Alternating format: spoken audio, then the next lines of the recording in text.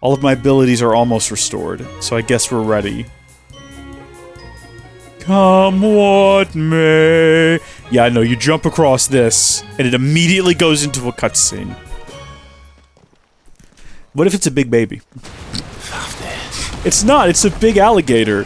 What is this thing? Salamander, maybe? There I was thinking they'd all migrated south. The weaker ones did. The weaker ones. Did you hear that, Sid?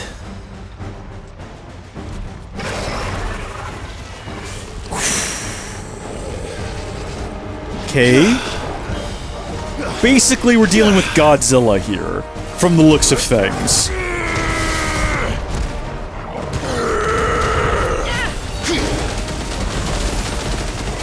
We get as many shots in on him as we can here. And then I'd love to get that timing, like, perfect again, but I didn't quite. Hit me, dude, hit me. Okay, well, we didn't take damage, but we also didn't get the timing perfect. Oh, come on! I'd rather take no damage, you know? Like, I'd rather fail in such a way that we do still not take damage. But I'd also rather, like, do that. That's what I'm talking about. As soon as he's out of this, and I'm thinking this is going to get him down to halfway on his stagger bar, at the very least very close, such that a single hit ought to get him there. Tug him down. And then hit him with the tsunami, and see how he feels about it. Not too perturbed. Like most things in this world, tsunamis don't seem to be a bother to him. Which means he's probably not going to mind a tornado either. The punch to the face, I think, did more than the tsunami. Which makes sense, honestly. What's wrong with its skin? You don't want to be around to find out. Get back! What do you mean? Oh, you know what? We can shoot him from here, actually, now that I think about it. Even though he's frozen in the air. Oh, wonderful! We got him staggered! Why is this going better than that thing we just fought? I forgot that we can do, and I don't know how I forgot it this long. Or why it just came back to me. Oh, big boy! Oh, it didn't... Why didn't it freeze him, though? We're getting the permafrost timing perfect every single time. Get ready! Get behind me! Take a potion. Should I not stand in this stuff? We got the permafrost timing perfect every time, and yet it means nothing. Toxic vomit? Come on, big dude. Again, with the freezing in the air, though. I mean, it works, and this actually seems to be doing quite a bit of damage to him. I wonder if water is his weakness. Oh, I did that wrong. Yeah, because this does like a ton of damage to his stagger. This, though, doesn't perturb him all that much. Again, not super effective. Just as he's getting charged up to do whatever this is. Sometimes it's hard to keep track of what's happening on the screen. So we already know that trying to dodge him sometimes doesn't work, depending on what he's in the middle of. Wow, when he goes into stagger, it is very anticlimactic. It doesn't make any loud noises or anything, it doesn't play any sort of epic song. He just kind of goes, and then he's being staggered. Yeah, so right now it is useless to do permafrost. We've burned through 2 potions now, which is unfortunate, because for the longest time, we were doing great with not using potions at all. We've almost got him, though. And that's, at the end of the day, what matters most in life. Well, no, actually getting him is what matters. Almost is not good enough. You either do or you do not. There is no try when it comes to gigantic beasts. Either they're still a danger to you and your party, or they're dead. What I'm confused about is whether or not this guy is an official guardian of this area. You know, was he appointed to do this, or does he just kind of hang out here? So it's just, by happenstance, he's the temple guardian. Just because nobody wants to mess with him. In any case, he's dead. Even that was anticlimactic. There's no fanfare or music or anything, it's just he's dead now. I guess maybe the game is trying to make us reflect on how cruel the world is. What is this? Enhances or I don't care. I don't care about either of those.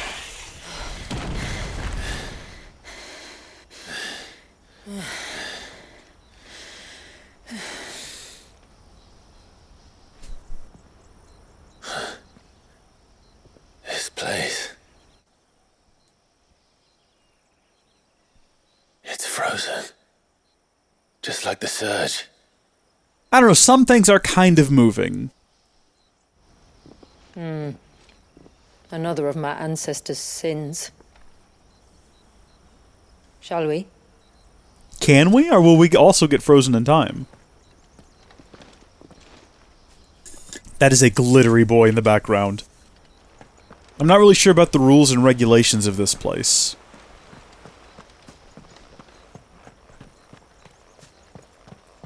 The blue veil shows the extent of the spell's reach.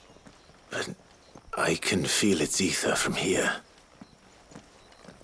What happens if we walk into it? Maybe we should send Torgal in first. Hey, boy. Just send him through, and if the front of him starts moving slower than the back, we'll know something sus going on. We can't get in here.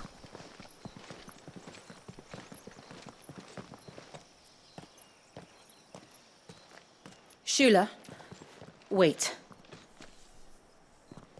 Before we cross the threshold, I'd like to know a little more about how these magics work. I assume we'll be safe from their influence. We won't grind to a halt, if that's what you mean. That's what I was spell wondering. only The game is affects asking the things right that were questions. present at the moment it was cast.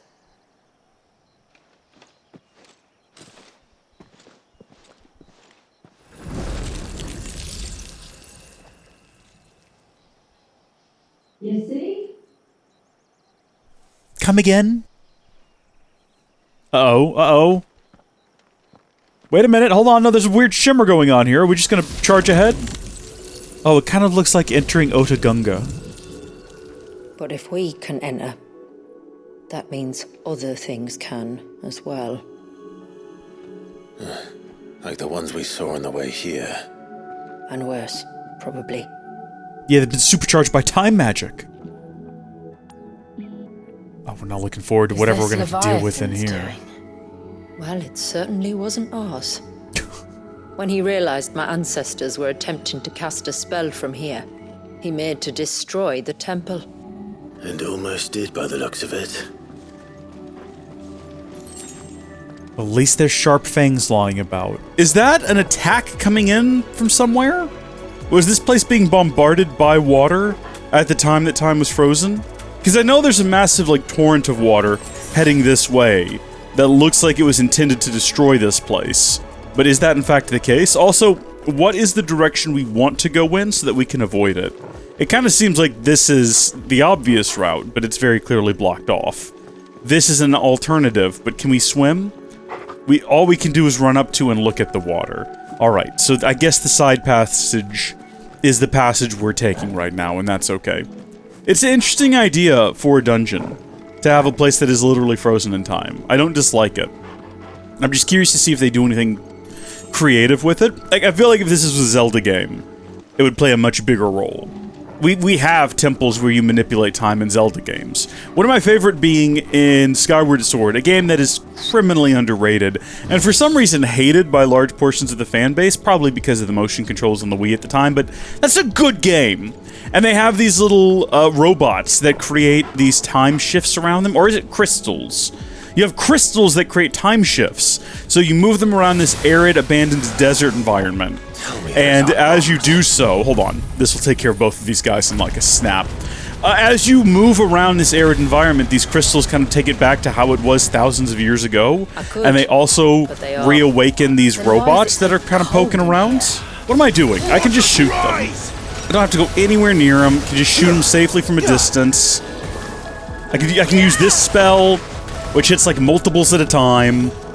They got scorpions out here with them now. Are they friends, or are they all just kind of fighting for the same purpose? Well, now I'm frozen. That's unfortunate. I can't seem to really control who I'm aiming at any given time, which is unfortunate. It kind of just feels like wherever the bullets go, they go.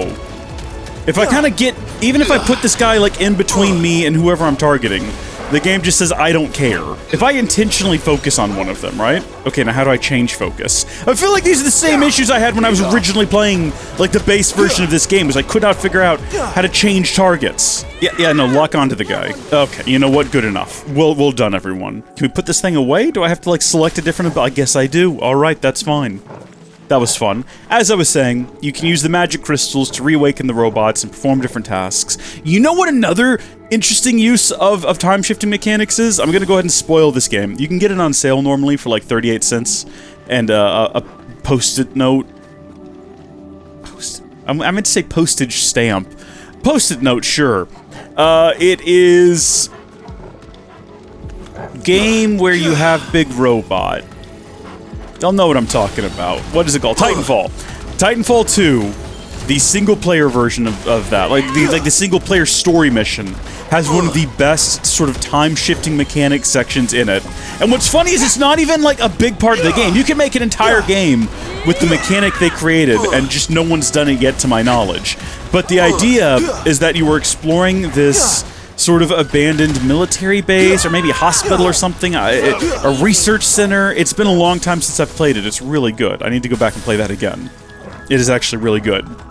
But as you explore, you have this time-shifting bracelet, so you'll get into a room and the door will be blocked, and you time-shift back in time, and you find a switch and you open the door, and then you go back to the future where it's all been abandoned, and there are a ton of monsters running around, and if you don't want to fight the monsters, you shift back into the past, but then there's robots, you shift back into the past, there's monsters, you shift back into the past, you open a door, you shift back to the future. It is really good. That's a great mechanic. I don't think we're gonna get that here, because I think the whole conceit of this is just that it's frozen in time, and there wasn't much more thought put into it than that, and that's okay. It's just a DLC where we have to fight these guys, and these guys are creepy, to be fair. The Tonberries are very disturbing, and I don't care for them. Is there an actual advantage to holding this down before I release? Like, it takes longer to fire, as opposed to just rapid firing and getting them away from me, which is super useful when you're dealing with Tonberries, because they're the worst. Also, yeah, I think at any point you can decide to try and reload. Like, even if you fail just then, you can immediately try again. There's no punishment for it. There's no punishment for failure, which is good. Because somehow I keep failing it. It's a very simple task. This is good. They come running at you and you just immediately blow them backwards. Obviously does not work against bigger bosses, but see, the spell attack, if you charge that one up, that at least hits multiple enemies. Come on down, fellas. Oh good, there's spiders now. Is there an advantage to standing up here? Oh gosh, hold on. Nope, get back. Out you go. So you don't actually have to hold down the spell button, I should add. You can just tap it once, and it kind of does a very similar sort of attack. Get out of here. I'm not really sure if the frost bombs are bothered by, like, water attacks. Surely those are just, like, adjacent abilities. Hold on. Here we go. It's always bothered me in media where you have ice and water as different elements. I respect The Last Airbender for just having them be the same thing. It's just like, no, they're both just water. It's like the same thing in Bionicle. Why in Bionicle... Oof, that was rough. I can only imagine what this place must have been like before the attack. This would have been a hall of worship. There was something similar in my father's keep. The priests would deliver their sermons from the dais. Your father? Oh yeah, we haven't really explained who Jill is at all. We've just kind of glossed over that this whole time. What was I about to say? Bionicle. Why do we need a Toa of stone and earth? What is the practical difference? As far as I can tell, there isn't one. The Toa of Stone lives in a desert in like the first few years when they're on Matanui. When they get to Matanui, they do a little bit better job of explaining, like, well, it's not just different elements. They have different purposes, right? So the Onu Matoran are responsible for archiving and running the archives and all that. And the Pomatoran are craftsmen and carvers, and they make statues and buildings and things. And it's like, okay, that's fine, but are those not just the same element? If Pohatu lifts some rock, can Onua not also lift that rock? It is earth. Or is earth specifically dirt? If so, that's a useless ability. I don't get it, and I need answers, and I'm never gonna get them. Greg Farshidi, if you're watching, comment, let me know. Same thing with ice and water. Okay. Just let us pass. It's all right. We'll get through this. So just kind of let that rip here for a second, and then we'll come over here and deal with this fella. Just knock him back into the into the whirlwind. Yeah, the big one's coming through. We sort of expected that. We didn't expect him to get picked up and carried off, and that's okay. What we're trying to do right now, though, is just wait it out, see how many of them die in this. This is a great ability for just getting some time. Here we go. And then we gotta line this shot up so we can do this.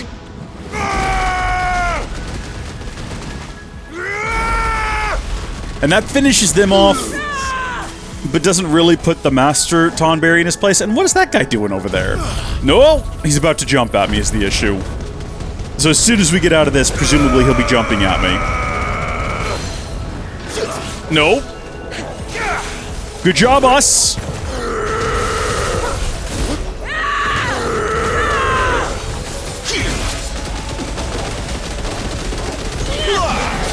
I realized something the other day while editing, okay, that we need to address here in just a second. I forgot to do it. I've meant to do it for the last several episodes, and I just keep forgetting, but I'm gonna try to keep it on the tip of my brain, on the very, like, surface of all the folds, because it's important, okay? We're gonna get to that. I gotta deal with the Master Tonberry first. You'll notice I'm not too concerned. We've defeated him once already. I'm fully confident we'll do it again. Oh, I didn't even mean to parry. That wasn't even trying to be a good parry. I was trying to, like, be very brave and do that and get him right at the end there. Well, I'm sorry, new enemies are approaching. That feels largely unnecessary to have new enemies approaching.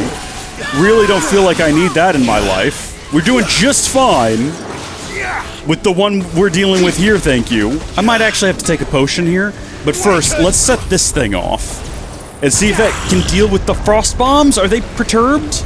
They aren't perturbed. Do I need to take a potion? It's starting to look like I might need to take a potion. I definitely don't want to have to redo this combat encounter. Actually, it looks like the frost bombs are kind of perturbed. We're getting the old 1-2 punch here. It's over. Reactivate this. Hold on, we might not be taking a potion after all here. We might make it through this. Okay, hit him with this. We did get some healing. I didn't take a potion. I don't know who did it. I think it might have been Jill. She said something about protect yourself, Clyde, which might mean she took, like, sympathy on us. Come on, big boy. That was the wrong dodge button. That's the problem with having multiple different dodge buttons with different outcomes. Gonna punch him. Punch him real big. Punch him again. Punch the ground this time. And then hit him. Oh. The path is clear. Indeed, it is. We're doing so good right now. The thing that I wanted to address many episodes ago, at the start of this DLC, basically, we made the decision that we were going to go in here and unlock some new ability, some new iconic ability. I think it was Earthen Fury, which we can now also upgrade if we wanted to. Dive both hands into the ground, causing the land to surge upward.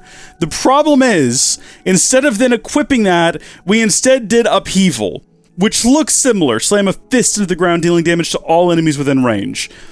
But it's not the same thing. I don't know how we managed to do this, and I didn't realize until way later. Can we not equip it unless we have... Oh, you know what? I betcha in order to do that, we'd probably have to get rid of Deadly Embrace with Titan. Would that be the secret? Because I can't think of any other reason why it wouldn't let me just equip it here. Maybe if we master it. Hold on. That doesn't make any sense. Does it? Hold on a minute. What does upgrading it do? Here's where I'm at with this, right? Here's where I'm at with it.